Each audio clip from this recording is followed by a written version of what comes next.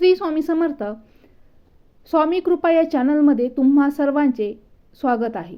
अधिक मासामध्ये येणाऱ्या कमला एकादशीला अनन्य असे साधारण महत्त्व आहे. या एकादशीच्या दिवशी सकाळीच आपल्याला उंबरठ्यावर या 2 वस्तू ठेवायच्या आहेत.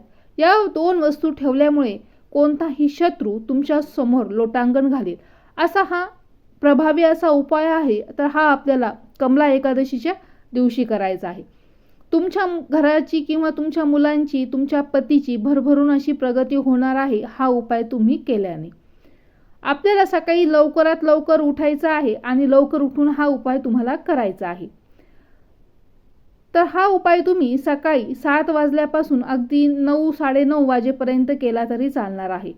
तर हा उपाय करण्याकरता आपल्याला एक तांब्याचा कलश घ्यायचा आहे आणि त्यामध्ये शुद्ध पाण्याचं, आपलं जे पिण्याचं पाणी आहे ते भरून घ्यायचं आहे आणि त्या पाण्यामध्ये थोडीशी हळद टाकायची आहे.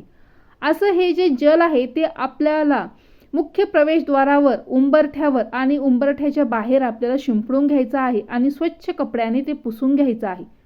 त्यानंतरून उंबऱ्याला हळदीचे लेपन वगैरे करायचं आहे. सुंदर अशी रांगोळी काढायची आहे. त्यानंतर ज्या 2 वस्तू आपण उंबरठ्यावरती आपल्याला ठेवायच्या आहेत ते म्हणजे हळद आणि 7 लवंगा. अगदी साधा सोपा असा उपाय आहे बघा. 7 लवंगा आणि हळद. तर आपल्याला चिमूटभर हळद आपल्या उजव्या हातामध्ये घ्यायची आहे आणि ओम नमो भगवते वासुदेवाय नमः ह्या मंत्राचा जप करायचा आहे. ह्या मंत्राचा जप तुम्ही 11 वेळेस करू शकता, 21 वेळेस करू शकता किंवा जमल्यास तुम्हाला 108 वेळेस केला तरी चालेल. आणि आपल्याला उंबऱ्याच्या मधोमध साईडला आपल्याला ही हळद आहे ती ठेवायची आहे आणि त्यासोबतच ज्या 7 लवंगा आहे त्या सुद्धा ठेवायच्या आहेत. तर ह्या 7 लवंगा आणि हळद हे आपल्याला पूर्ण दिवसभर तिथेच ठेवायचं आहे आणि संध्याकाळी आपल्याला तिथे एक तुपाचा दिवा लावायचा आहे.